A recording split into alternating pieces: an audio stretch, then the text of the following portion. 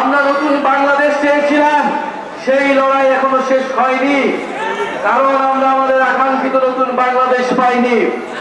প্রিয় হবিগঞ্জবাসী, আমরা আপনাদের কাছে বলতে এসেছি, জনগণের পাশে আমাদেরকে আবারও দাঁড়াতে হবে।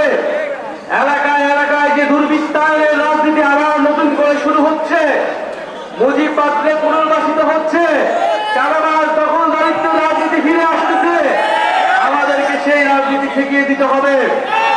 আমরা মনে করি ফ্যাসিবাদ বিরোধী হয়ে যে একতা, যে সংহতি বাংলাদেশে তৈরি হয়েছে রাজনৈতিক দল এবং জনগণের মধ্যে, দেশের পক্ষে জনগণের পক্ষে সেই সংহতি ঐক্য আমাদেরকে ধরে রাখতে হবে। কিন্তু তার মানে এই নয় যে আমরা চাঁদাবাজির রাজনীতিকে প্রশ্রয় দেব। প্রিয় সংগ্রামী বন্ধুগণ, আমরা বলেছিলাম বাংলাদেশে প্রত্যেকটা মানুষের মানবাধিকার থাকবে, কোন সন্ত্রাসীকেও বিচার বহির্ভূতভাবে হত্যা করা হবে না। আমার ভিন্ন মতের অধিকারী হলেও আমি তার মানবাধিকারের পক্ষে থাকবো। আমরা দেখেছি যৌথ বাহিনী দ্বারা কয়েকদিন আগে বিএনপির একজন যুবদলের একজন কর্মীকে হত্যা করা হয়েছে।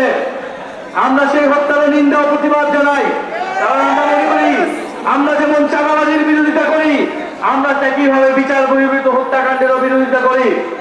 প্রিয় হবিগঞ্জবাসী, হবিগঞ্জের জনগণের পক্ষে আমাদেরকে দাঁড়াতে হবে।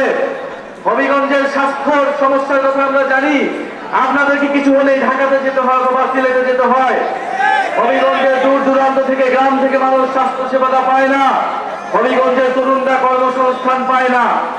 আমরা এই নতুন বাংলাদেশ করতে চাই, যেখানে স্বাস্থ্য ব্যবস্থার সকল সিন্ডিকেট ভেঙে দেওয়া হবে, যেখানে স্বাস্থ্য ব্যবস্থাপনা তৈরি করা হবে, যেখানে তরুণদের কর্মসংস্থান নিশ্চিত করা হবে, যেখানে বাংলাদেশের অর্থনীতি থেকে লুটেরা দুর্নীতিবাজদেরকে বিচারের আওতায় আনা হবে।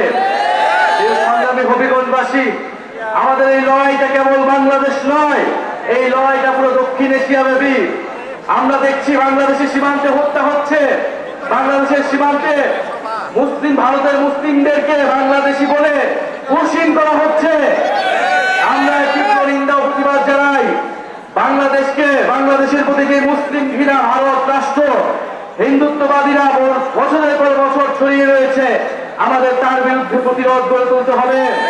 পুরো দক্ষিণ এশিয়ায় দলিত, মুসলিম, নিপীড়িত যত নৃগোষ্ঠী রয়েছে সকলের ঐক্য দরকার। এবং আমরা বলতে চাই, দক্ষিণ এশিয়ার সকল দলিত, মুসলিম এবং নিপীড়িত মানুষের ঐক্য আমরা গড়ে তুলব। বাংলাদেশের মুসলিম, দলিত, নিপীড়িত হিন্দু মানুষের সংহতি আমরা গড়ে তুলব। জুলাই গণ অভ্যুত্থানে যারা অংশগ্রহণ করেছিলেন, আমাদের নারীরা, আমাদের আলেম সমাজ, আমাদের তরুণ প্রজন্ম, আপনাদের উদ্দেশ্যে বলতে চাই, জাতীয় নাগরিক পার্টি শুধু রাজনৈতিক দল নয়, এই দলের নেতৃত্ব গণ অভ্যুত্থানের নেতৃত্ব দিয়েছে। ফলে এই দল দেশের প্রতি যারা শহীদ হয়েছে, আপনারা যারা আন্দোলনে ছিলেন, সকলের প্রতি সেই দায়িত্ব আমরা অনুভব করি, দেশের প্রতি সেই দরদ আমরা অনুভব করি। আমরা সেই দায়িত্ব দরদের রাজনীতি দিয়ে বাংলাদেশ এবং হবিগঞ্জের মানুষের মর্যাদা পুনরুদ্ধার করব।